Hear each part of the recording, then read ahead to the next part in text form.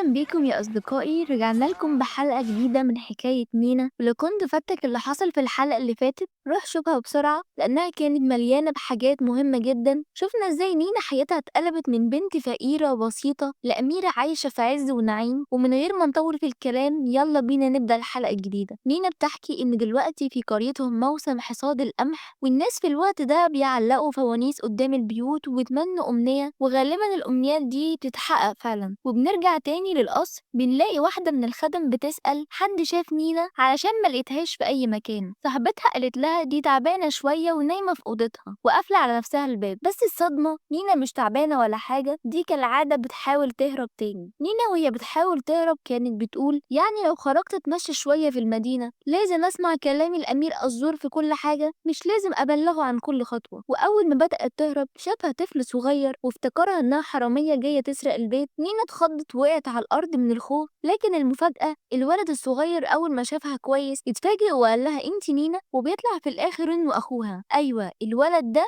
هو الأمير الأول للمملكة. مينا كانت مصدومة ومستغربة جدا ازاي الأمير الأول يكون صغير كده، خصوصا إن الأمير الزور أكبر منه بكتير. الولد ده قال لها وهو بيضحك لولا عيونك الزرقاء دول ما كنتش هعرف. وزي ما احنا عارفين هم اختاروا نينا تحديدا علشان لون عينيها زي عين الأميرة الحقيقية تماما. وسيس هنا بدأ يتمنظر قدام مينا وقال لها أنا في يوم من الأيام هكون الملك، فلو احتجتي أي حاجة قوليلي على طول. لكن مينا كانت أسرع منه وردت وقالت أنا فعلا محتاجة حاجة تساعدني أواجه الأمير الزور. مينا قالت أنا لازم أنتقم منه. وبعدها بنروح نشوف الأمير الزور وهو في وسط تدريبات المبارزة، وفعلا كان مميز جدا بيتفوق على كل اللي حواليه بسهولة. ونينا وسيس كانوا مستخبيين من بعيد بيتفرجوا عليه، بس فجأة بيسمعوا حراس بيتكلموا وبيقولوا الأمير الزور أقوى بكتير من أخوه سيس. مينا لاحظت إن الكلام ده بيضايق سيس جدا، واضح إن كل الناس دايما بتفضل الزور على سيس. فقالت له نينا بابتسامة خبيثة طب إيه رأيك ندور على حاجة تكون أنت أحسن منه فيها، ساعتها ممكن نخليه يعترف بالهزيمة قدامك. لكن وهم بيتمشوا مع بعض نينا بدأت تحس إن في حد بيراقبهم، حست بكده كذا مرة لكن تجاهلت الإحساس ده ومركزتش فيه. وفجأة نينا خدت قرار مجنون، قررت تقتحم أوضة الأمير الزور بنفسها علشان تفتش وتدور على نقطة ضعف. وسيس وقف مذهول وقال لها انتي بتتكلمي بجد؟ انتي ناوية تعملي كده فعلا؟ سيس اتصدم وقال أميرة زيك تعمل حاجة زي كده؟ نينا ردت عليه بثقة أيوة أنا فعلا أميرة، بس ما تشغلش بالك انت، أنا عارفة أنا بعمل إيه كويس. وهم بيتمشوا في أوضة الزور لاحظوا إنها مليانة كتب وخرائط في كل مكان. سيس قال لها ده طبيعي، الزور شاطر جدا وخلوه قائد الجيش وهو لسه عنده 17 سنة. وفضلوا يتكلموا شوية وهما بيفتشوا وناسين نفسهم، وفجأة الباب بيفتح الأمير الزور دخل الأوضة فجأة. نينا وسيس بسرعة استخبوا، لكن الزور مش بالسذاجة دي لمح نينا وهي مستخبية وطلعها من ورا الستارة وقال لها بنبرة جامدة انتي بتعملي ايه هنا؟ شكلك ما فهمتيش ولا كلمة من اللي قلتلك عليها قبل كده. وبعدها راح على سيس ولقطه هو كمان وقال له واحد في مكانتك ما ينفعش يعمل التصرفات الطفولية دي. نينا حاولت تدافع عنه وقالت دي كانت فكرتي أنا، لكن الزور تجاهلها تماما وبدأ يوبخ سيس وقال له النهاردة انت ما رحتش تدريب المبارزة وده تصرف مش مقبول. الزور قال ببرود مش أول مرة تعمل كده، وبالمستوى ده هتكون ملك فاشل. الكلام ده جرح سيس جدا فصرخ فيه وقال له لو شايف نفسك أحسن مني وأقوى مني يبقى اتفضل خليك انت الملك. ودموع في عينه لف وخرج يجري. نينا اتنرفزت من طريقة الزور وقالت له بعصبية ازاي تتكلم مع اخوك بالشكل ده، وجريت بسرعة ورا سيس علشان تهديه، لكن كان متضايق جدا وقال لها بلاش ما تجريش ورايا. وفجأة راح طلع بئر قديم وهو لسه في حالة غضب، لكن من غير ما ياخد باله الأرضية اللي تحته اتكسرت فجأة ووقع جوه البئر. بس نينا ما سابتهوش، نطت وراه من غير تفكير على طول علشان تنقذه. بس المشكلة ان المكان كان متجمد من البرد والجو هناك كان مرعب وساقع جدا. سيست كان قاعد برتعش وقال لها بخوف انا خايف محدش هيعرف احنا فين ولا هنلاقي حد ينقذنا. لكن نينا حاولت تهدي اعصابه وقالت له بثقة ما تخافش انت الامير اكيد هيلاحظوا غيابك وهيجي يدوروا عليك. وساعتها سيس بصله وهو زعلان وقال المشكلة ان كل الناس شايفة ان الامير الزور هو الاحسن، هو المفروض يكون الامير الاول. ونينا في اللحظة دي بدأت تفهم ان حياة الامراء مش كلها رفاهية رفاهية زي ما كانت فاكرة، دي صعبة ومليانة ضغوط. فنينا ابتسمت وقالت له ما تقلقش، أكيد أخوك بيحبك وعايز مصلحتك، يمكن بس طريقته غلط. وإيه رأيك لما نخرج من هنا نخليه يعلمك كل اللي محتاج تعرفه علشان تبقى ملك حقيقي وتثبت للكل إنك قدها. بس وهما بيتكلموا لاحظوا إنه مستوى المية بدأ يعلى بسرعة،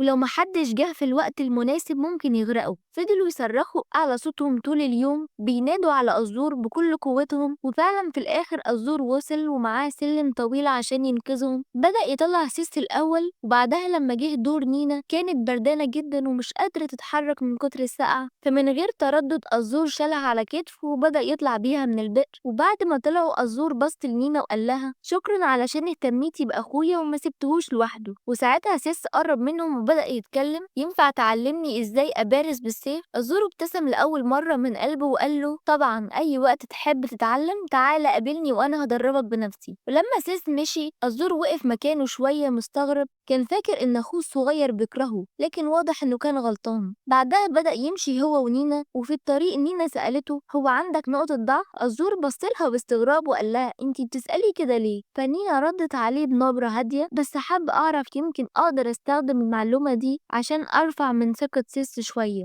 ضحك وقال لها بصراحة مش عارف انتي بتتكلمي عن ايه، بس لو عايزة تعرفي فعلا هتحتاجي تدوري أكتر. لكن وهم ماشيين بنلاحظ إن في ناس واقفة من بعيد شكلهم بيتجسسوا عليهم وبيهمسوا لبعض. الأميرة عايشة المفروض ماتت، أمال مين البنت اللي قدامنا دي؟ لون عيونها زي بالظبط عيون الأميرة الحقيقية. بنرجع تاني لنينا وهي في البيت وكالعادة بتحاول تهرب تاني، بس يا ترى المرة دي هتنجح ولا لأ؟ لكن المرة دي أزور واقف مستنيها عند الباب ومنحها بهدوء وقال لها لسه بدري عليكي، في حاجات كتير لازم تتعلميها قبل ما اسمح لك تخرجي لوحدك. نينا اتضايقت شويه بس سكتت، حاسه ان كلامه فيه اهتمام مش بس تحكم. وفي نفس الوقت بنعرف ان حفله حصاد القمح قربت تبدا. نينا كانت قلقانه جدا وخايفه يطلبوا منها ترقص تاني قدام الناس ولا حاجه زي اللي حصل قبل كده، بس أزور طمنها بابتسامه خفيفه وقال لها مفيش داعي للقلق، الحفله دي مش هتعملي فيها اي حاجه. وبعدين مد ايده واداها فانوس صغير جميل وقال لها ده فانوس أمنيتك، أول ما تبدأ الحفلة استخدميه وتمني أمنية واحدة من قلبك. نينا بصت له في صمت، كانت محرجة جدا لأنه فكر فيها ومنساهاش. وفجأة الباب اتفتح ودخل الملك ومعاه الملكة، وأول ما شافت أزور اتكلمت بنبرة حادة وقالت له اوعى تكون فاكر انك هتحكم المملكة، انا عمري ما هسلم لك العرش. الملك حاول يهدي الموقف وقال لها اهدي شوية، الزور فاهم كويس انه الامير التاني ودايما متفاهم حاجة زي كده. الملك سلم على نينا وقال لها بابتسامة هنقابل بعض تاني في الحفلة. وبعدها نينا وأزور بيتمشوا سوا، ونينا قالت له أنا بجد بكره الملكة دي، دايما بتتنمر علينا. أزور رد عليها بهدوء لا بالعكس أنا مش بكرهها خالص، ودي دايما بتقول اللي في قلبها ومش زي الناس التانية اللي كلامهم مش واضح ودايما بيكون فيه غموض. نينا فكرت وسألته طب انت ناوي تتمنى ايه في الحفلة؟ أزور قال لها أنا مش هتمنى حاجة، ما عنديش أي أمنيات. نينا استغربت وقالت يعني كل أمنياتك بتحصل لوحدها ولا إيه؟ بعد كده نينا راحت تكلم الأمير سيس وهي بتاكل من الحلويات بتاعته، وبنعرف إن الأمير سيس تعبان ومريض من اللي حصل له وبيتمنى إن الحفلة تتأجل شوية. لكن الحقيقة اللي محدش عارفها السبب الحقيقي اللي مخلي سيس مش عاوز الحفلة تبدأ إنه بعد شهر ونص بس نينا المفروض تتجوز الأمير وتمشي بعيد عن هنا. نينا كانت قاعدة مع سيس في البيت وطمنته وقالت له ما تقلقش أكيد هنقدر نشوف بعض بين الفترة والتانية. بس سيس رد عليها بجدية مستحيل، انت هتروحي تعيشي في مملكة جلجادة، في جبل ضخم جدا بين مملكتنا ومملكة جلجادة، والحل الوحيد اللي ممكن يخلينا نزور بعض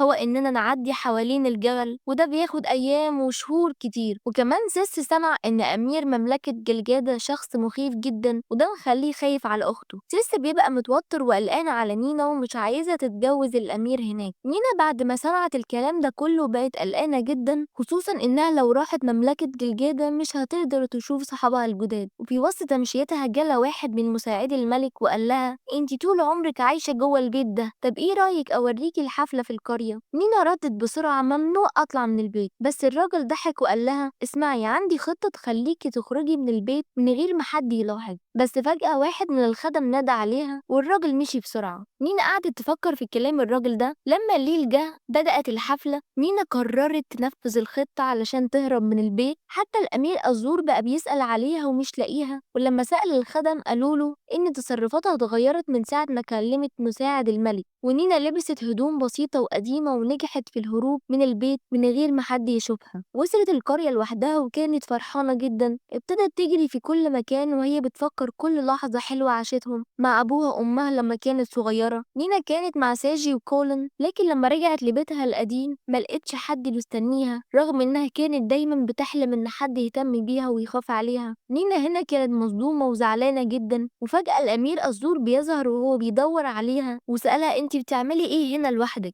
نينا بدأت تبكي وتزعق له وقالت له كل ده غلطتك، أصحابي كلهم اختفوا بسببك، دلوقتي محدش حتى عارف اسمي الحقيقي، محدش عارف مين نينا الحقيقية، كل الناس شايفاني بس كأميرة عايشة في قصر. كلام نينا خلى أزور يبدأ يفكر في الماضي، ونكتشف إنه كمان ده مش اسمه الحقيقي، وإن هو مع الوقت نسى اسمه الحقيقي. وهم بيتكلموا فجأة أزور حاسس إن في حد بيتجسس عليهم، وطلع سكينة.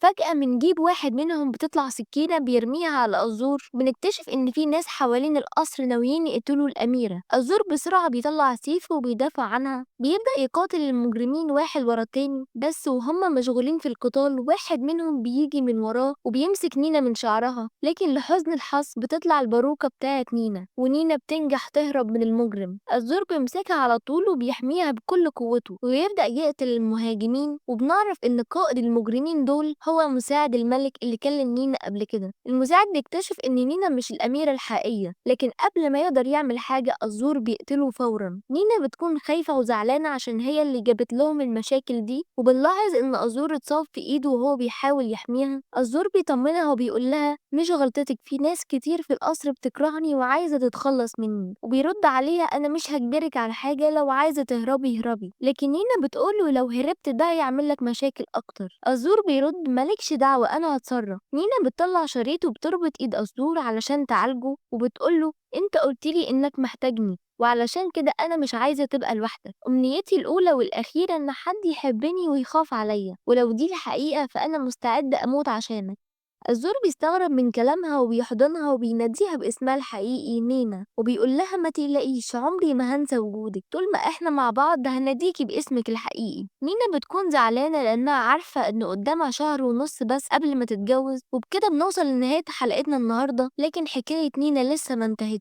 لو عجبكم الفيديو يا أصدقائي ما تنسوش اللايك والاشتراك عشان أنزل باقي الأجزاء، وأشوفكم في الفيديو الجاي. سلام.